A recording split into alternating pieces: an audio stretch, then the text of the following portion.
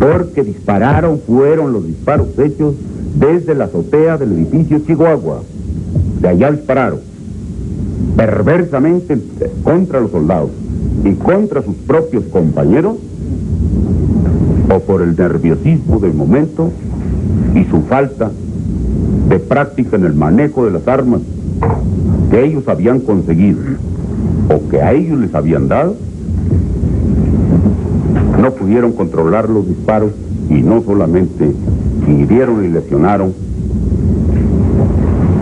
a soldados, sino también a sus propios compañeros.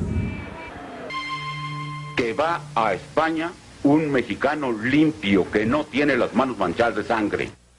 Pero de lo que estoy más orgulloso de esos 6 años es del año de 1968, porque me permitió servir y salvar al país. Les guste o no les guste, con algo más que horas de trabajo burocrático, poniéndolo todo: vida, integridad física, horas, peligros, la vida de mi familia, mi honor, el paso de mi nombre a la historia. Todo se puso en la balanza. Afortunadamente salimos adelante. Y si no ha sido por eso, usted no tendría la oportunidad, muchachito, de estar aquí preguntando. No estoy de acuerdo con usted en que hay un país antes de Tlatelolco y otro país después de Tlatelolco. Para mí México es México antes y después de Tlatelolco. Ese es un incidente penoso en la vida de un pueblo. Bienvenidos a un nuevo video de Mastermind. En nuestro video hablaremos acerca del movimiento estudiantil de 1968. Explicaremos cronológicamente los hechos más relevantes y el porqué del inicio del movimiento. El movimiento estudiantil de 1968 fue un movimiento social en el que, además de estudiantes de la UNAM y el Politécnico, participaron profesores, intelectuales, amas de casa, obreros y profesionistas de la Ciudad de México, y que fue reprimido por el gobierno mexicano mediante la matanza de Tlatelolco, ocurrida el 2 de octubre de 1968 en la Plaza de las Tres Culturas. El genocidio se cometió en contra de una manifestación totalmente pacífica por parte del ejército mexicano y el grupo paramilitar Batallón Olimpia, fraguado por el gobierno mexicano en contra del Consejo Nacional de Huelga, órgano directriz del movimiento. En esta época habían llegado a nuestro país muchos periodistas de todo el mundo, porque México era la sede de los Juegos Olímpicos, que iniciarían el 12 de octubre. Por lo que el gobierno de México le interesaba que la imagen de nuestro país fuera de paz y cordialidad, ya que a todo el sistema político mexicano llegó a extremos asombrosos, controlando muy bien a todos los medios informativos, porque el gobierno quería aparentar que no estaba sucediendo nada y promovía con mucho más ahínco las Olimpiadas de 1968, próximas a celebrarse en México, y que se inaugurarían el 12 de octubre, día del descubrimiento de América, en México, el Día de la Raza. Pero, ¿cómo empezó este movimiento? ¿Por qué sucedió? Vamos a verlo de forma cronológica. Todo empezó el 22 de julio. Todo empezó el 22 de julio entre una riña de estudiantes de la Vocacional 5 y 2 contra la preparatoria Isaac Ochoa, incorporada a la UNAM. El 23 de julio, los enfrentamientos siguieron, por lo cual intervinieron los granaderos y con violencia entraron a las instalaciones de la Vocacional 5. El jefe de la policía, Luis Cueto, negó la agresión. El 26 de julio fueron reprimidas 2 manifestaciones de forma violenta por parte de los policías. El 27 de julio, los estudiantes toman las prepas 1, 2 y 3 de la UNAM. Se organizaron las primeras asambleas estudiantiles. El 30 de julio, se suspendieron clases en las escuelas de UNAM y Poli. En represión por parte del gobierno, derribaron la puerta principal de la Prepa 1 con un disparo de una bazuca. El secretario de Defensa Nacional, Marcelino García Barragán, acusó a los estudiantes de utilizar bombas molotov para destrozar la entrada. El regente capitalino, lo que ahora es el jefe de gobierno, Alfonso Corona del Rosal, prometió liberar las escuelas. El 1 de agosto, el rector de la UNAM, Javier Barros Sierra, en Ciudad Universitaria, condenaría públicamente los hechos, izando la bandera mexicana a media asta y con un emotivo discurso se pronunciaría a favor de la autonomía universitaria. y exigiría la libertad de los presos políticos, refiriéndose a los estudiantes detenidos de la Prepa 1. Ese mismo día encabezaría la marcha por la Avenida de los Insurgentes, donde surgió un lema muy común, utilizando por el movimiento estudiantil: Únete, pueblo.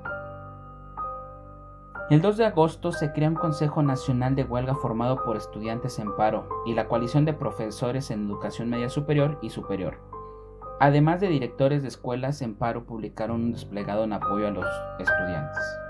El 8 de agosto, estudiantes se emplazan a huelga si no se cumple su pliego petitorio que contenía los siguientes puntos: libertad de los presos políticos, derogación de los artículos 145 y 145 bis del Código Penal Federal, los cuales instituían el delito de disolución social y sirvieron de instrumento jurídico para la agresión sufrida por los estudiantes.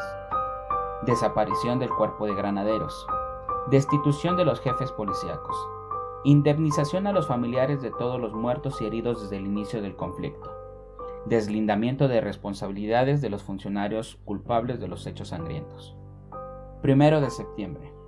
El presidente Gustavo Díaz Ordaz descalificó el movimiento estudiantil como una conspiración para sembrar el desorden y la confusión. Advirtió el uso de la fuerza militar porque nada estropearía los Juegos Olímpicos de la Ciudad de México. El 13 de septiembre se realizó una marcha del silencio donde 300,000 estudiantes marcharon en absoluto silencio con mantas y pancartas en rechazo a los adjetivos de provocadores y revoltosos con una cruz en la boca. El 18 de septiembre, el presidente Díaz Ordaz ordenó el asalto militar a Ciudad Universitaria, con tanques ligeros y vehículos artillados. 500 personas fueron detenidas, la mayoría eran estudiantes. El 29 de septiembre, el presidente Díaz Ordaz intentó encontrar una salida al conflicto y discutir el pliego petitorio. El Consejo Nacional de Huelga aceptó ir a las audiencias y reafirmó su lucha pacífica hasta que su pliego petitorio fuera atendido.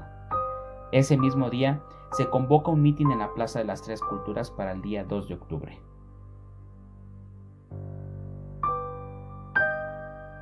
2 de octubre. 2 de octubre no se olvida. Cerca de las 16 horas con 55 minutos, 2 bengalas rojas fueron disparadas desde la torre de Tlatelolco. A las 18 horas con 10 minutos, sobrevoló la plaza un helicóptero del cual dispararon bengalas, la primera verde y la segunda roja, presumiblemente como una señal para que los francotiradores del Batallón Olimpia, apostados en los edificios Chihuahua, 2 de abril, 15 de septiembre, ISSSTE, Revolución de 1910 y la Iglesia de Santiago, así como varios miembros del Batallón Olimpia parapetados en los departamentos del Chihuahua y en el corredor del tercer piso, abrieron fuego en contra de los manifestantes y militares que resguardaban el lugar, para hacerles creer a estos últimos que los estudiantes eran los agresores. Los militares, en su intento de defenderse, repelieron la agresión de los estudiantes, pero ante la confusión, los disparos no fueron dirigidos contra sus agresores, sino hacia la multitud de manifestantes que se encontraban en la plaza de Tlatelolco. Muchos manifestantes que lograron escapar del tiroteo se escondieron en algunos departamentos de los edificios aledaños, pero esto no detuvo a los miembros del ejército, que sin orden judicial irrumpieron en algunos de los departamentos de los edificios de la unidad de Tlatelolco para capturar a los manifestantes. Horas después, la plaza estaba llena de cadáveres y personas heridas.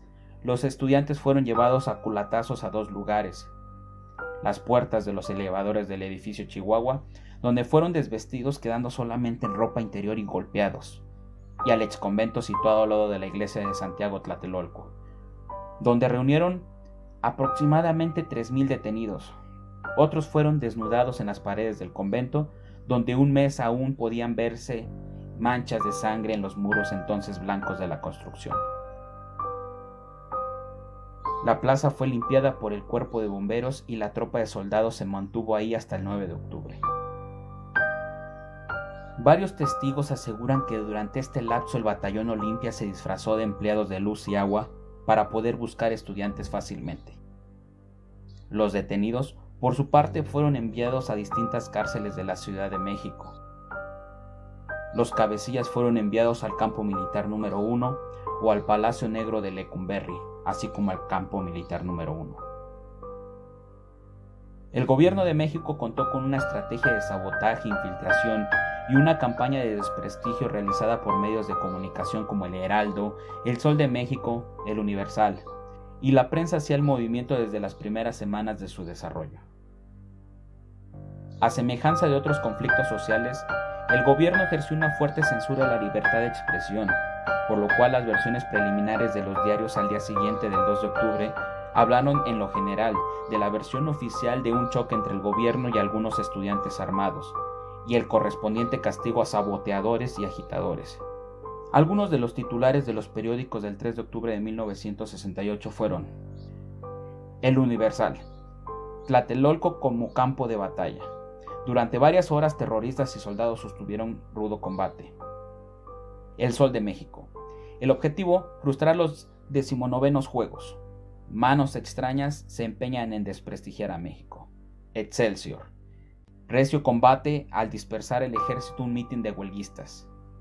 Novedades. Balacera entre francotiradores y el ejército en Ciudad Tlatelolco. Últimas noticias de Excelsior: 24 civiles muertos y más de 500 heridos.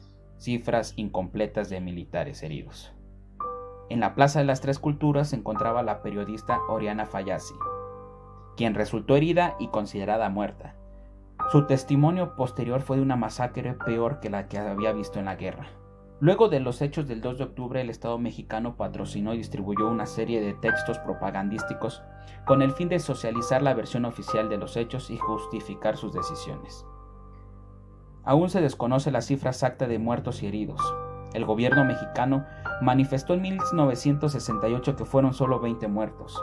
3 años más tarde, la escritora Elena Poniatowska, en su libro La noche de Tlatelolco, publicó la entrevista de una madre que buscó entre los cadáveres a su hijo y reveló que por lo menos había contado 65 cadáveres en un solo lugar. La cadena de noticias internacional BBC de Londres, en una acotación hecha en el 2005 al despacho informativo original del 2 de octubre de 1968, y luego de conocerse las implicaciones de la CIA en los hechos, sostiene que el número de víctimas oscila entre los 200 y 300, y que los cuerpos rápidamente fueron retirados en camiones de transporte de basura. En general, las estimaciones calculan el número de muertos en un rango que va desde los 200 hasta los 1500. Testigos afirman que hubo grúas recogiendo centenares de cadáveres que había a su paso para luego ser arrojados e incinerados. El 9 de octubre, el Consejo Nacional de Huelga responsabilizó al gobierno federal de la violencia en Tlatelolco, pero afirmó que no obstaculizaría el desarrollo de los Juegos Olímpicos, estableciendo este periodo como la tregua olímpica. El sábado 12 de octubre de 1968, Díaz Ordaz estuvo presente en la inauguración de los Juegos Olímpicos, bautizados como la Olimpia de la Paz. Durante la ceremonia, un grupo de manifestantes lanzó sobre el palco donde el presidente se encontraba un papalote de color negro en forma de paloma, en repudio por la matanza del 2 de octubre. El 26 de octubre fueron liberados más de 63 estudiantes detenidos. 165 quedaron inculpados y quedaron presos en Lecumberri. 4 de diciembre. Después de 130 días de huelga, el Consejo Nacional de Huelga terminó el paro estudiantil y se disolvió formalmente. Nos llena de rabia e impotencia el conocer los hechos que sucedieron, y con qué perversidad maniobró el gobierno federal del fascista Gustavo Díaz Ordaz y su secretario de Gobernación, Luis Echeverría, que a la postre fue el sucesor de Ordaz en la presidencia. Como era de esperarse, nunca se deslindó ninguna responsabilidad a ningún servidor público, jefe de policía o militar por los hechos ocurridos en esta fecha tan trágica para el país. Si te gustó el video, regálanos un like. Asimismo, te invitamos a suscribirte a nuestro canal y activar la campanita para que te notifiquen cuando tengamos un video nuevo. En la caja de los comentarios aceptamos sugerencias para realizar un video de un tema en particular.